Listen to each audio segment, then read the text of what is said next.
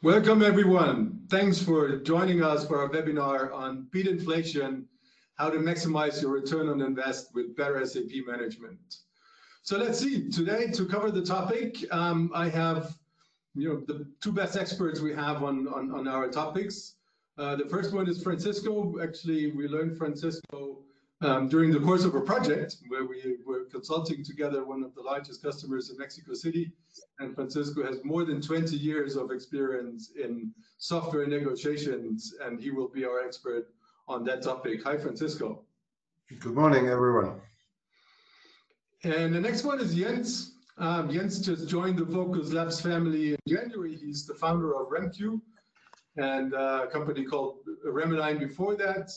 And he was working previously in the internal audit team. This is where he collected all his experience on compliance and fraud prevention management, and to put this all in the product that we call REMQ now today. And he's the expert on compliance and fraud prevention.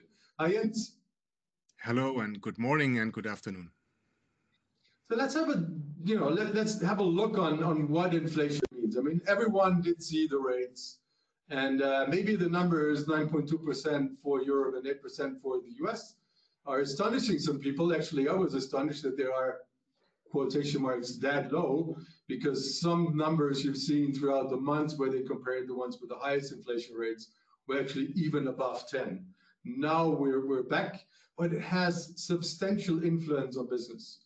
I think everyone is now and has now to look for controlling his operational costs, and the most visible and the most talked about effect is the massive layoffs that have happened in the industry.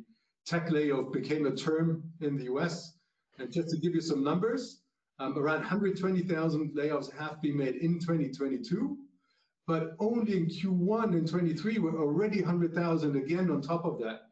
So it has a massive impact, and companies really try to control their operational spend. Of course, for us in our world, SAP total cost ownership is a thing, right? And what is there, what we have to control? It's how many people do we need to handle it? What are the costs that we spend on running the infrastructure?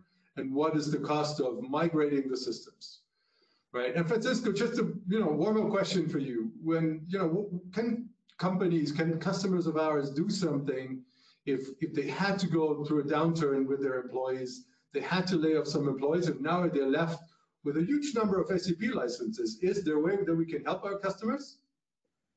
Yes, definitely. I mean, in the end, with all growth expectations that all these companies have set up in the market, we still have chances of finding ways to take countermeasures against the layoffs.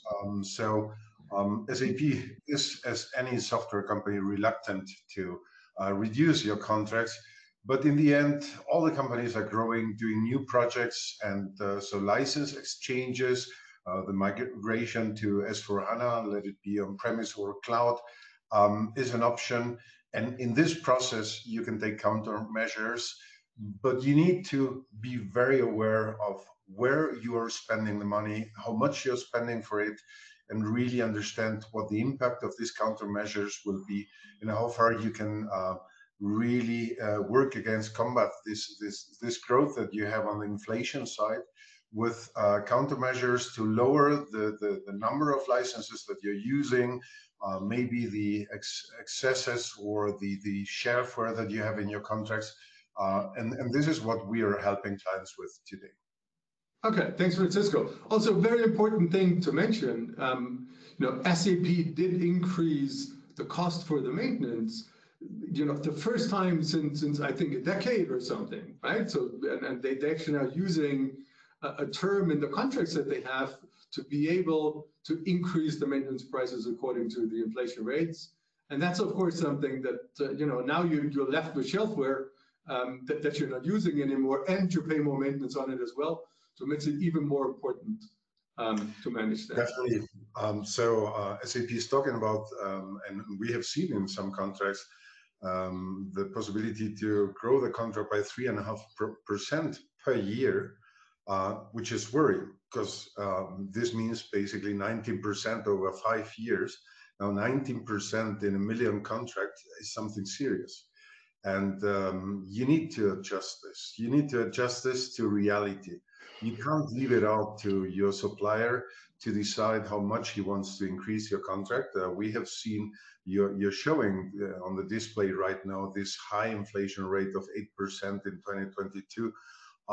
But this doesn't happen every year, right? So we should take these reality numbers that we are showing here from the World Bank, for example, as something to take into account, and not whatever, not something that stands in a contract, but really build a relation between real inflation and maybe what you have agreed with your suppliers about. Okay. Yeah, definitely. That's something to worry about. And I mean, those are the direct effects, right? Increasing cost, increasing labor cost, and the countermeasures, the layoffs.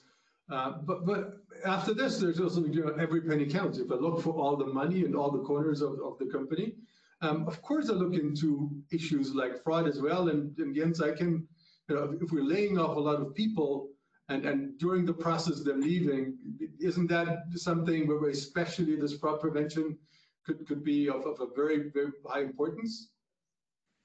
Well, absolutely. Nobody likes to be being laid off, right? I mean, that's a very, very terrible thing. And it has impacts on two different levels, I believe, even.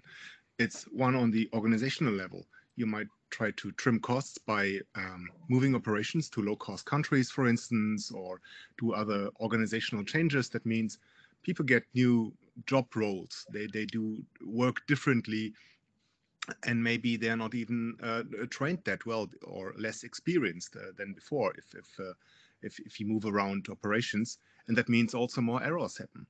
And then the other aspect is, in a simple term, you can call it the disgruntled employee. You're unhappy with the job, then there come layoffs. Maybe you're still on board, but you might be next. The financial situation for everybody is getting more difficult. So you might have financial problems at home. And then maybe this lowers the threshold of doing something which is not good. Yeah, and keeping in mind, 4 out of 5 fraud cases come from within inside, I think. Yeah. If you then, how many of those come in, especially those kind of situations, then you see how important it is to have an eye on that as well. Okay, and then, I mean, everyone's talking these days about, the impact of inflation. And it came that we just received a presentation from Gartner. How is this even impacting the negotiations of procurement with the suppliers, Francisco? And you had a look at that presentation. Can you give us the meaning in a nutshell? So the difference to what was happening in the past was basically procurement tried to close contracts towards the end of the year and use the pressure that SAP had for closing revenue, increasing the revenue of the year. We were looking into discounts and arguments to lower prices. This is a classical negotiation. Now, this is not enough anymore. With inflation in our contracts, with the price increases, with the migration to a new product set like S/4HANA or RISE with SAP, you need to find new sources to take countermeasures against this inflation and price increases of the new products, right? And the only way to go there is basically to take external measures in the preparation. So analyzing what you're using, analyzing frauds, analyzing very much more in detail the proposals that you're getting on the table to understand what options do I have to work against the maybe oversized proposals that I'm getting on the table today because of those facts. Okay, now let's have a look how, for us, this plays a role, all the, managing your cost and how we position ourselves. For those who follow us since a long time in the webinars, and I know there are many following everyone, you will see that we changed. We've been the one with the licenses, right? So we've been the one with SimQ, and then we had advisory queue to it. But since Jens and his team joined VOQUZ Labs, there needs to be a change. But what remains is that what we are focused on is we want to help our customers maximize their investment in SAP and get the best return out of it as much as possible. So new claim is going to be better SAP management and focusing on the return for our customers. How does this work in our customer journey when you start working with us. For those who did that already with SAMQ, they know that, and we're going to do exactly the same thing. What we believe in is we want our customers to know how we generate value. Is it for them worthwhile to use our tools? We're very convinced our tools are one of the best ones on the market, but you might be in a situation where you don't need it at the moment, just at a later stage in time. So we always start off with a very affordable, quick analysis of your status, give you transparency, and then we know how we move on. And the next thing we want to do is we want to implement a solution using our tools that gives you an ongoing process, that gives you ongoing transparency, and actually really tangible, actionable results that you can use. So again, how does an actionable result look from a compliance management tool like REMQ? What can the customer expect? Well, we're not just reporting on control weaknesses and say that you have risks here in this process or risks over there in that process in procurement or so, but we really report on individual financial documents, on invoices or procurement purchase orders. And we really say, this is the document and this is the risk that you have. Maybe it's a duplicate invoice, maybe the payment terms are not right and you might lose money not using a discount. So we give really actionable things that you can immediately implement on the same day and save money. Yeah. And we actually stop if you are detecting like a double payment, an error, or even worse, a fraud. REMQ can actually stop that transaction and hand it over to a supervisor that has to review and then either give it free. So it's real inline actionable, right? Right. It's like a firewall for money, you can say. That's a great term. That's what we're going to use it from now on. And Francisco, how does it look using SAMQ, VOQUZ, our tools? What's the actionable results there? Well, it's very simple. This is all about, first of all, having the tools to understand, to evaluate and diagnose the problem and find the places where the money is, where you have shelfware, where you have inadequate discounts, where you have products that are not using the correct metrics. But then again, if I compare it to a car shop and you buy a welding machine and no one is able to use it, well, the tools are nice, but you have to take the outcome. And what we do there is basically we provide you with the expert consultants, people with our profile, people that have been in market for a longer time, doing software negotiations for eventually longer than 10 years, and transforming this analysis, this evaluation results into actionable items by negotiating with the suppliers, by comparing the prices correctly, by giving you all the data that you need to make decisions about your future strategy, and then also helping implementing this strategy in terms of the right contract with your supplier. Right. And I always say, you know, a tool is just a tool, right? And that's very important. What we always do, we're not just a tool provider that sends our customers a download link. We always have our advisors or experts like Jens and Francisco and many more to actually go in project with customers and really implement what we do, take the results SAMQ is producing to the negotiations of your next true up, to the negotiations for S/4HANA contract conversion, and either prep you or be with you on the table. And you know, basically after you became our customer, we're going to be with you and we're going to ensure you get the best value from the product use. If you use our help, fine. If you're all well on your own, you just need a hint every now and then, also very, very good. We just ensure that we will be there. And if I may add, I mean, the feedback from customers is super important for our tools as well, right? I mean, we learn a lot working with our customers, and all this new knowledge that we acquire here goes into the products as well. So we have continuous improvement there. Yeah, that's actually a feedback cycle, right? That we're starting, and when you're there, listening to the customers, helping them, then you know, everyone will profit from that one. Okay, so now we want to guide you through how our products are working in terms of maximizing the return from the SAP investment, getting your total cost of ownership down as much as possible. And what we had there is, you know, we want to have the next slides around the 5 topics: continuous improvement, control the total cost of ownership, improve efficiency, excellence in execution, and the always ongoing digital transformation. So every more processes come into SAP, and you have to do that. The next thing is, the big topic, the biggest investment out there that lots of our customers will have in IT terms within a decade is the shift to S/4HANA, RISE with SAP, Grow with SAP, whatever it will be, but it might be the most expensive IT project that they have to do in that decade, right? And then we want to look at how does that play in where your business is changing, when you're growing, or when you're have to reduce your staff in restructuring, in M&A situations, and all of those things.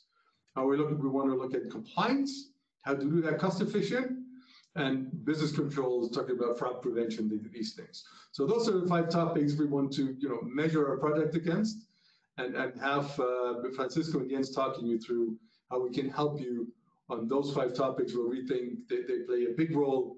But when you have to beat inflation, if you have that under control, you achieved a lot, actually. Francisco, it's your time.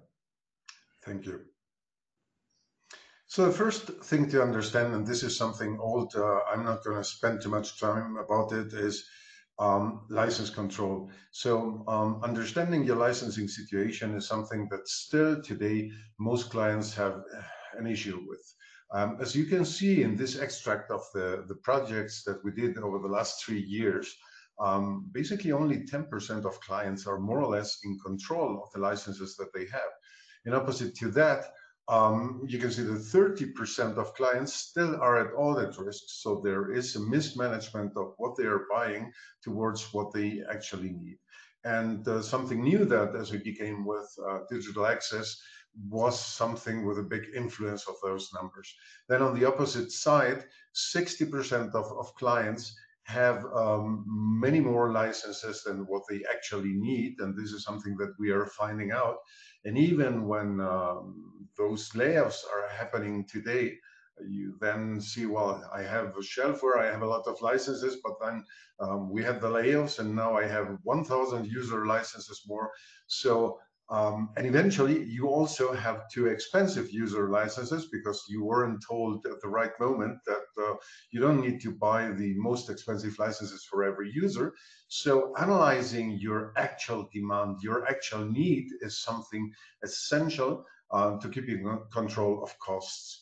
And so cost management is not so much alone about the negotiation, but also about the preparation of knowing what you need.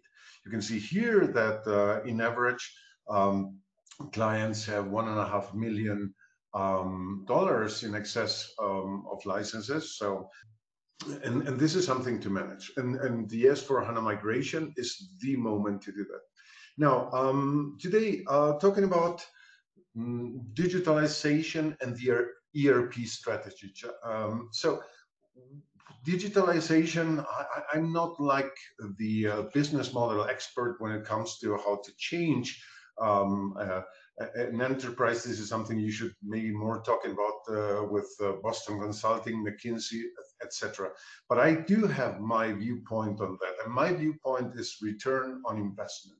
So for me, today, the big difference between what some companies and others do is some of them do an ERP transformation where we are talking about spending quite a bunch of money in modernizing our IT environment, our software, modernizing the infrastructure, improving the service levels, or you're talking about a return on investment. So introducing new tools, how will this improve the situation in my company? How will this increase sales? How will this reduce stock? How will this reduce wrong payments that I'm doing? So this is something to think about. So for most companies today, they're in the situation of having to decide whether they want to migrate from the actual SAP ECC to S/4HANA on-premise, as SAP for some reason calls it. I call it S/4HANA Perpetual, and RISE with SAP, which is the all-in-one offering from SAP, one contract that should cover most of the things you need in the ERP environment, or as Gartner calls it, the composable ERP, which is a best-of-breed approach, where you have maybe SAP at the center, but then for specific tasks such as CRM, HCM, extended warehouse management, you take tools from specialized suppliers that are on the market. So it is not only a question of software, it is a question of what is the application managed services around it, what is the infrastructure, are you on a hyperscaler, are you on a local provider, do you work with internal people, or have you outsourced these application managed services to another company who doesn't do other than that. Now, I want to first of all give you a short insight into the outcomes of what we do when we support clients. So first example, an initial SAP purchase that started at 1.8 billion. By just choosing the right products and using the correct discount levels, we managed to lead this negotiation from 1.8 billion to $400 million. Example number 2 was end of last year. There was an initial SAP proposal for the migration, in that case, contract conversion from ECC to S/4HANA with a big client of ours, where we started at $50 million and ended up signing for exactly the same products for $18 million. So this is like the range in which you will be moving and the level of risk that you have of closing the wrong contract or the contract at the wrong conditions. A third example is a RISE with SAP client who decided to move to RISE with SAP, and we started basically at around 800 and ended up paying half of that. So this is about, again, understanding what products do I need, do I have the right discount levels, etc., etc. So please just involve us in those discussions and let us show you what the differences are and what tools you can use during negotiations to come from one area to the other. So what else?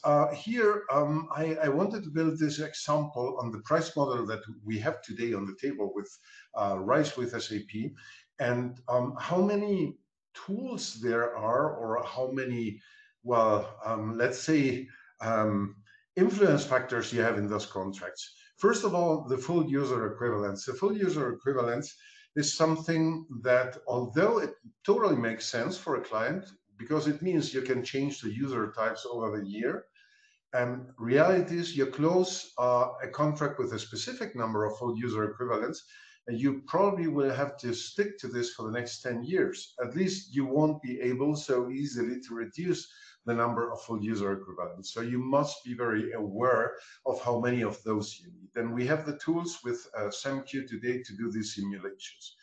Now, in this example here, the client starts with 200 full user equivalents, and after an S/4HANA simulation or RISE simulation with SAMQ, we find out the client needs 120 full user equivalents. 136 is the minimum. You need to have 3 IT environments, so quality, production, and development. This is why we stick with this number of 136. And with this already, the price is going down to 50%. But this has, of course, an impact on the cloud platform enterprise agreement that you sign, because if your environment is smaller, you don't need to prepay so much business technology platform. It has an impact on preferred success. So SAP's special support or extended support, which is based on a percentage of the whole deal with 20%, it has an impact on disaster recovery, which is 17% of the whole deal. And with this, we are finding a situation where the initial SAP proposal in reality was double as much as what we needed. And this is what we are talking about. Doing a proper proposal analysis and demand analysis can lead you to save up to even the half of what you have on the table, or even more than that. Remember the example with the 50 millions going down to 18 millions. So another impulse from Gartner here on the next slide. So how should CIOs and their teams strategize vendor negotiations to combat inflation? I already mentioned this in the beginning. Don't take the generalistic term of inflation as an argument to accept anything in your contracts. So do the math and adapt your contract to use real life numbers, reliable sources like the World Bank, like any local national bank and their own research there to take your countermeasures and adapt it to the consumer price index, the increase in the contract, or to generalistic inflation rates like they are measured by the national banks, etc. And include these terms in your contract, but also do the math. So do the with Excel the planning of what happens if inflation goes in this and that direction. How can we manage this in the contract, and how much of it are we able to, or are we willing to accept or not? Now, this is where we use VOQUZ in building these scenarios. VOQUZ is a financial scenario builder tool that will help you playing with those numbers and setting up realistic expectations of what can happen and what you should be accepting in a contract or not. Because in my eyes, what we are confronted with today, which is well, let's define that we will be able to increase costs in our contract by 3.5% a year, maybe in case. So yeah, but no, why should I just accept this with no relation to real inflation?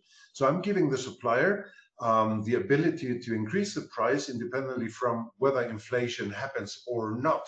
And this is not the case. This should be managed, how this should be managed. What else? Next slide. So the changes in business. Something that we find over and over again is the improper management of growth in contracts, of M&As and divestments.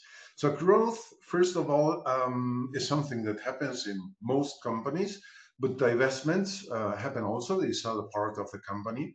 And you definitely need to foresee this in your contract. So number one, how do I foresee growth?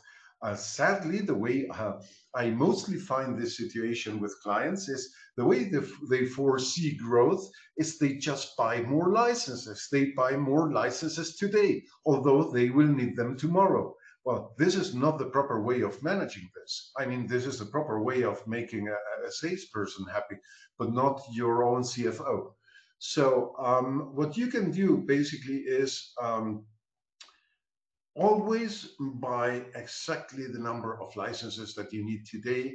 And if you're insecure, buy even less.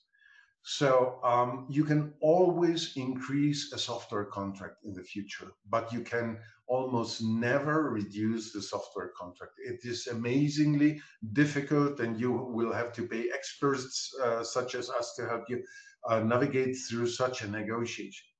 Now, M&As, what happens with M&As? You suddenly are confronted with a transition services agreement in order for you and the new company to be able to access your systems. You are confronted with having to divide a contract in two, which in most cases ends up badly for one of the both parties, because it is not well defined on what conditions, what terms this will happen.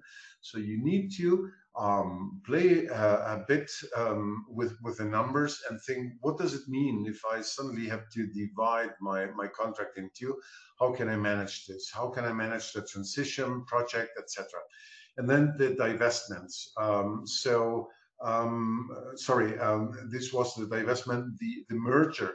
When I'm adding another company to mine who already has an SAP contract, this is a highly difficult thing. This smaller company very often has worse terms than what I have in my contract. So what is the proper way of managing this? As you can think, SAP is not willing to lose that revenue and just include their contract with better rates for you in your contract. So you need to think this through. How can we manage those situations? And this is something we can help you with.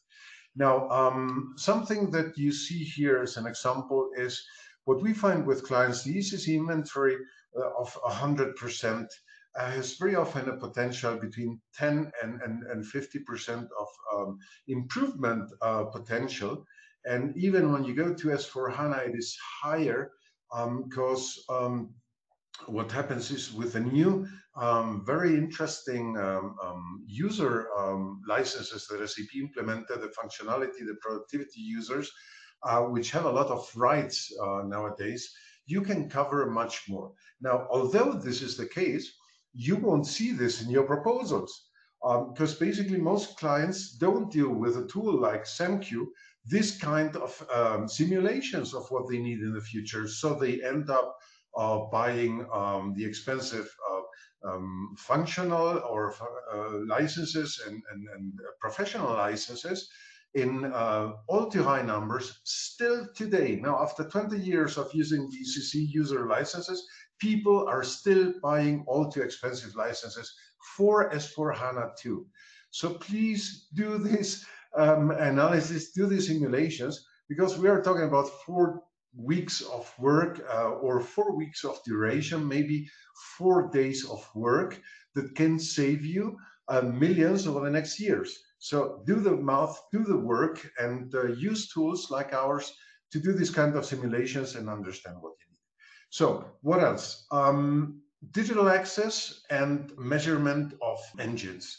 What we find, let's start with the engines. It's very interesting. So a client gets a proposal for S4HANA today, and he ends up signing 16 months later. Now, in the meantime, the metrics have changed, and sometimes very much for the better, for the clients better.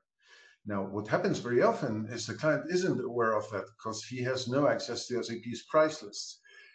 So don't just assume that the proposal that you got 12 months before, just by tweaking the discount is good enough.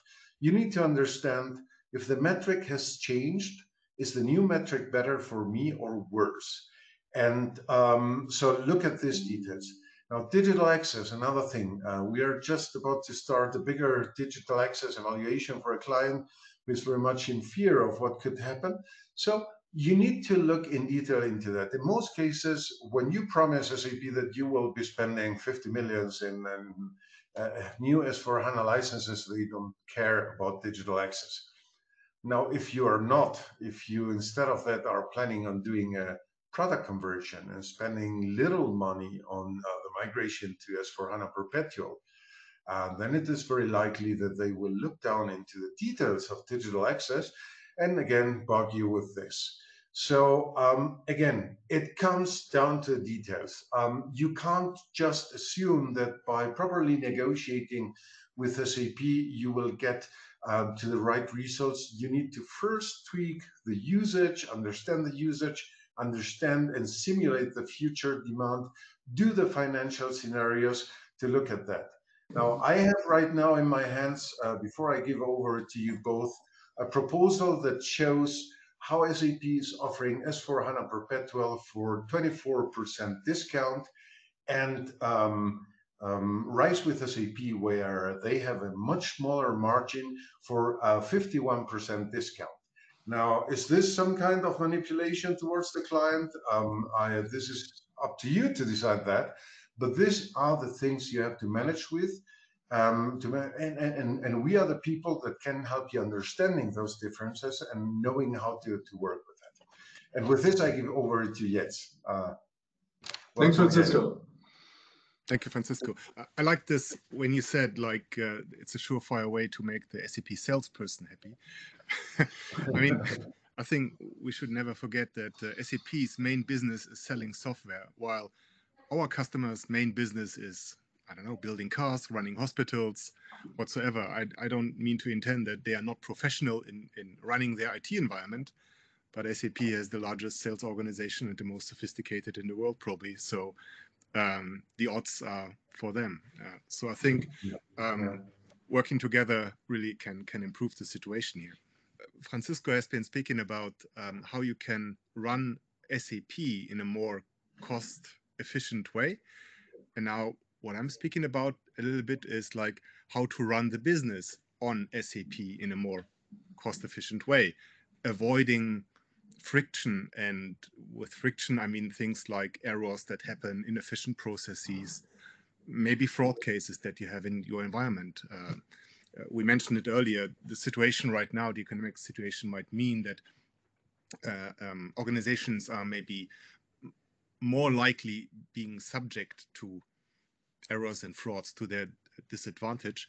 And there are independent numbers from various organizations that try to quantify how much money organizations actually lose to fraud and error, like from the big audit companies, KPMG and so on and so forth, or the Association of Certified Fraud Examiners. It's a professional organization, or COL, a consulting company. They're very strong in forensics and fraud. And the numbers are pretty similar that these organizations come up with. And they say organizations lose up to 5% of their revenue annually to fraud and errors. That's huge. I mean, it's 5% of the company revenue. So if you have maybe a margin of 10% for earnings, 5% is like half of that. And why is that so? Actually, what we saw that in many cases, internal controls that try to safeguard financial assets of the company and make sure that the financial accounting and financial reporting is correct. In many cases, those are still manual processes. And what we do is we automate that. That means through automation, we cannot just look at a sample of data, maybe long after the fact, but we can do it immediately. And that means we detect issues much sooner, like in real time, rather than if you would do something like manual, like auditors do, internal or external auditors. In fact, most of these fraud cases get detected very long after the fact. 18 months, I think it's a median number, it takes to detect the fraud cases. And only a fraction of fraud cases actually get detected, obviously. There's always undetected cases. And even then, it's not necessarily the audit work that detects fraud cases or errors, but often it's just by chance, by some sort of reconciliation, or this famous example, yeah, you're surprised that your employee now drives this expensive car, and then you start investigating. So this is where we start our thinking about how we can improve that, by continuously monitoring business processes, and thus also continuously improving the business. And the approach that we take is we follow the money as it goes through the organization, from the revenue side to the spend side, because the highest risk for financial losses you have is at the surface, so to say, where money goes into the company or where it leaves the company again. Of course, there's famous fraud cases in accounting, like Wirecard or Enron, which was kind of the year one, the initial big event that led to the invention, so to say, of SOX and many more regulations that try to prevent these kind of frauds. Although we should say these accounting frauds, usually they do not really lead to financial losses for the companies itself, but more or less to the shareholders and to the lenders. So that's something that we cover, but we also cover, and that's something that gives a much faster return on investment. We cover all these fraud cases where money goes into the company, and you might miss out on sales opportunities or on revenue from different sales activities until you spend money, mainly in procurement, but obviously also in HR. I mean, HR is a big cost factor. So what are the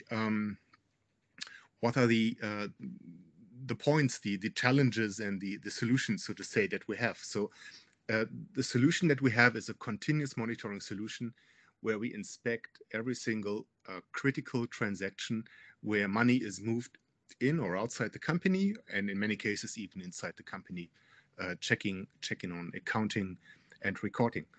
And this continuous monitoring also can lead to continuous improvements. I mean, in the end, our goal is not to have many of these alerts where we say, here's a critical transaction, but we also want to establish such a feedback loop where employees actually get these notifications and they understand why something is risky or an error or can lead to a financial loss, and then they learn from that. And next time, I hope they will not make the same mistake again. So prevention is much more important than monitoring and detection and then trying to prevent this after the employee entered data into the system. So that's this feedback loop for continuous improvement. And then automation is a key thing. I mean, we mentioned it earlier, there's organizational changes, employees leave the company or maybe get laid off. And that means you have changes, people are disgruntled, some other people are maybe new to the job, maybe they're not experienced in doing these things, so they lack knowledge of how to properly perform an internal control. Also, even in very optimistic scenarios, let's assume you see very strong growth and the company is growing super strong and you have to hire new people. You have to train them first. And an automated control system does all these things in the background with our built-in library of controls. So you have this standardization and you have internal controls that are based on best practices gathered from many real-life scenarios working with our customers in a kind of co-innovation way, improving the product. Question, Jens, something, what an impact does the use, I heard that we use sanction lists also to check the business partners in SAP. What an impact does this have? How relevant is this at all in the cases of fraud detection and fraud prevention? And is this something with a high impact, or is this just a must? Halt kurz bitte, das war elektronisch irgendwie verzerrt. Wir gehen retour auf nur den Jens mit dieser Business Control Karte. Jens, du musst nichts sagen. Wenn du eingeblendet wirst, Francisco, kannst du dieselbe Frage nochmal stellen. Achtung. Ja.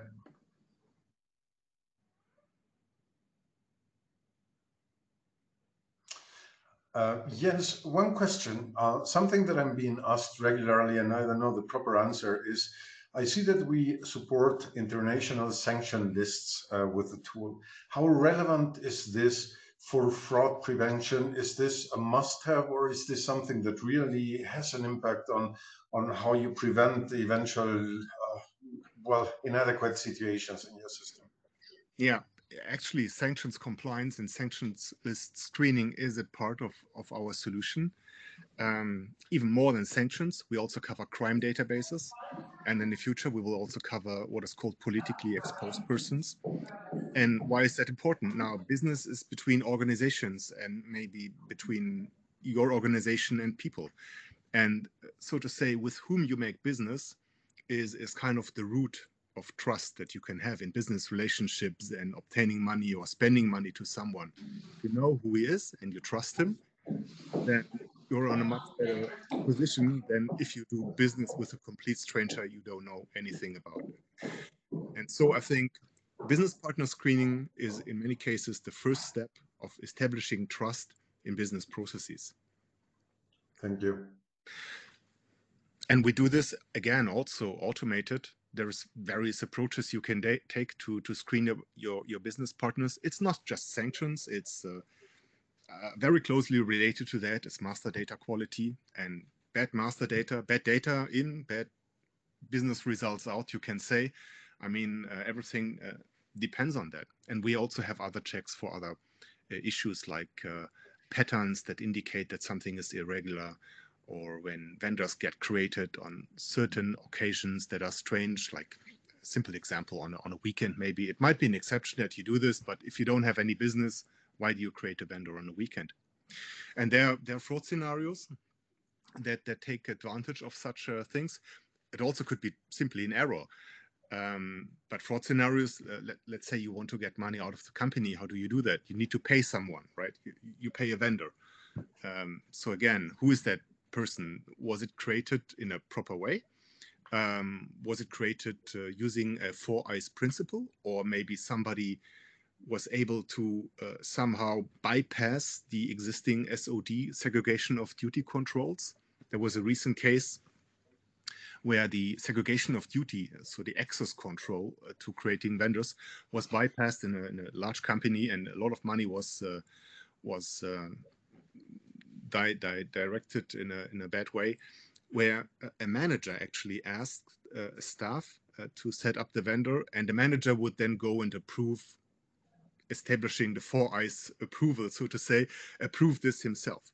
So that's kind of a social engineering approach where these like technical security mechanisms, like SAP access controls, they often don't work.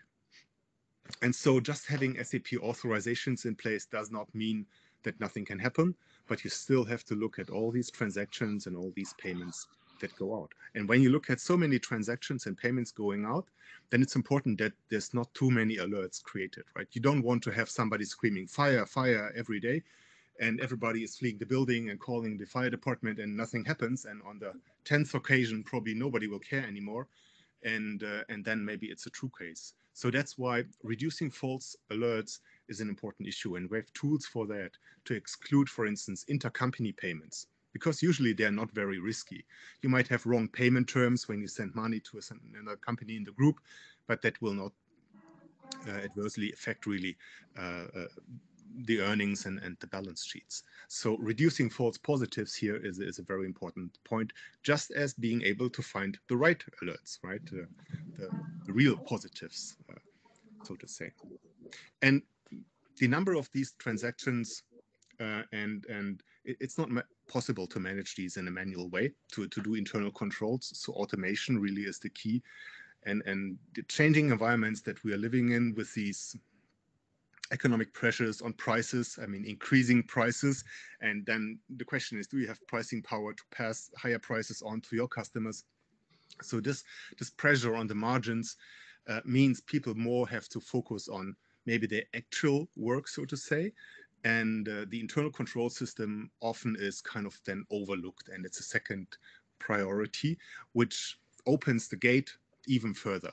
So even under good business conditions, so to say, it's difficult to monitor everything and to make sure no errors happen and no frauds happen.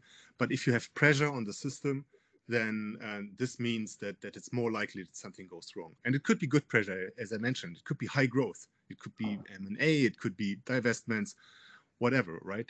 If you have many changes, that means the situation is getting complex, and that means people need to focus on maybe different things and cannot really do this internal controls job, which often is considered as boring, but it's not. Yeah. So we have all these different cases considered in our add-on for SAP. So the solution is an add-on to SAP. We are compliant ourselves, for instance, to data privacy issues. So no data leaves the system. There's other ways you can do monitoring, but if the system is protected already by security measures and no data leaves the system, then this has many advantages. Like you can do real-time monitoring, you can stop transactions, you're compliant to GDPR laws, for instance. And we also provide a full audit trail, which makes proving compliance to an auditor much easier. With our tools, obviously, we cannot help you tackle every aspect of how to beat inflation, but what we wanted to prove to you is that we really focus on getting a quick return, maximize the investment on your SAP with the tools and with the topics that we cover as of today. And you can be sure we're going to be covering more topics tomorrow than we will do today. But just to wrap it up really quickly in a nutshell, Francisco, how do we keep license costs permanently optimized and how we help customers not to spend more than they actually have to? What's SAP doing? The three most important things. So remember, we talked about inflation and how we can take countermeasures to gain our savings, optimize our situation somewhere else. So number one that we talked about is understanding usage, real usage of SAP, and planning demand for the future. So this is on the license management side with SAMQ, our simple tool, very easily installed. You analyze what you're actually using out of what you have today, but you also simulate how many licenses you will need in the future. Then we talked about pricing of SAP and understanding the different complex pricing components, application managed services, infrastructure, software licenses, software as a service, Migration costs everything, and building the financial scenarios together with the discounting, with the inflation rates. We have VoQUZ to support you on this side, and I will let Jens explain again how we can take countermeasures against inflation with RAMQ. Yeah, I think it's two aspects of it. First of all, we automate the internal control system. Automation makes things cheaper, in many cases also better. But that's kind of soft savings. It's difficult to say how many dollars or euro or yen or whatever you save. But the hard savings are in finding those bogus transactions that really can lead to immediate financial losses, paying the same invoice twice by accident, not using the best payment terms, not using a discount, and so on and so forth. So these are really hard savings that you can realize on the first day of setting up such a controls system. And one important part is that, and that's even becoming more and more also a legal requirement, to screen your business partners. Yeah, make sure that you know with whom you're making business, and make sure that it's a nice person. Thanks, Thank you very much. And thanks everyone for listening in to our view on how can we help you to beat inflation. If you have any questions, there's a question module in GoToWebinar. Type your questions in, and be sure we're going to answer every question in the Q&A session right now.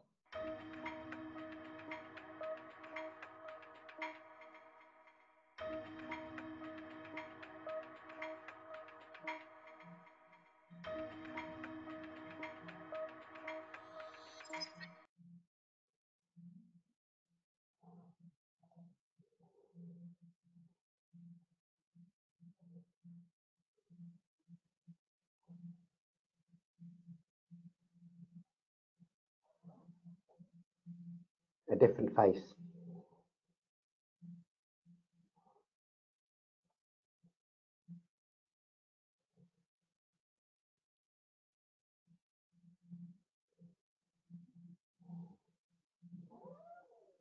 Feel free to hit it off with the questions, guys. You're live. Cool. Let me just do one quick one first around SAMQ, Jens, if that's okay, and then I'll leave the RAMQ stuff to you. One thing that we talk about during our webinars always is how much we save customers, and we talk about millions of dollars, and we mean it. We do save millions of dollars, and people tend to have the impression that that means they need to spend hundreds of thousands with us just to get that type of saving. So just to give you guys an indication of what we charge for a quick license assessment and how much effort's involved on your side, I'll tell you now. The quick license assessment is just €3,500. It takes about 4 to 6 weeks of duration and only about 6 to 8 hours of effort from the customer side. It's an SAP transport. It's very easy to install. It gives results very, very quickly. And this gives you an excellent understanding of the optimization potential in your SAP environment. So if anyone's sitting out there thinking, oh, this sounds like a lot of hard work, it's not. It's simplicity itself. And as you heard, the costing is very, very reasonable for the return that you get for that spend. So I just wanted to raise that point quickly, because people think that when we talk about so much money in savings, that we mean they need to spend so much money on us, and that just isn't the case. So I'm a bit sick today, so apologies for my voice. We get better soon, Tony.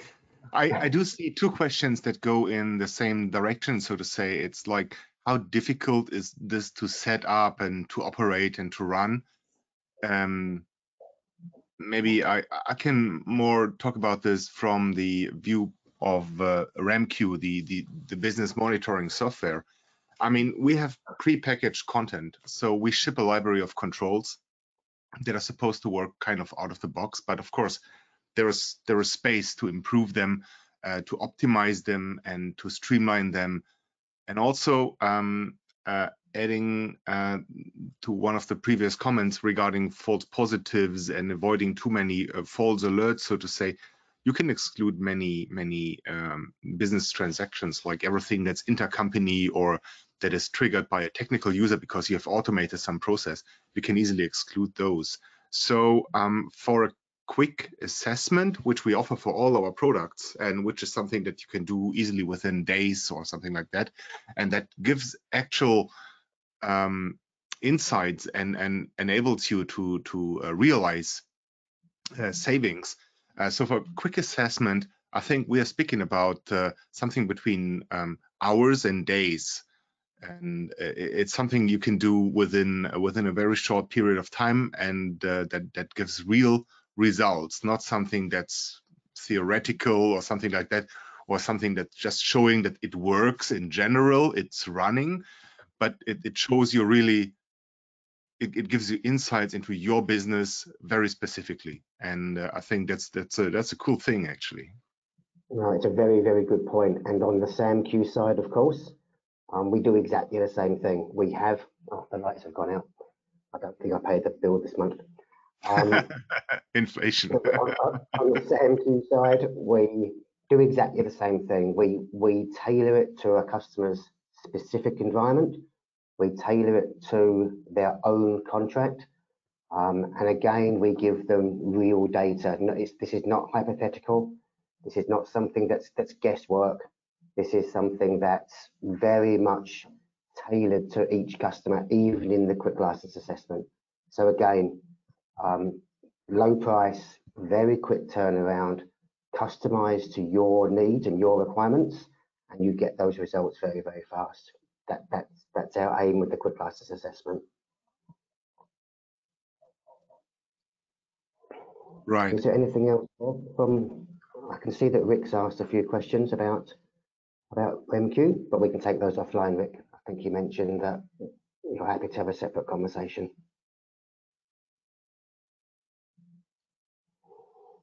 All right. Rick's a partner in Australia, by the way, just so you know, Jens. Yeah, great. Cool. I don't see anything else coming in. So if you guys are up for it, we could close the session and invite everyone to send in questions to labs@voquuzlabs.com and see everyone in the next webinar. Absolutely. Thank you, Stefan. Thank you very much. Thanks everyone for joining. Thank you. Have a good day. Bye-bye. Ciao, ciao.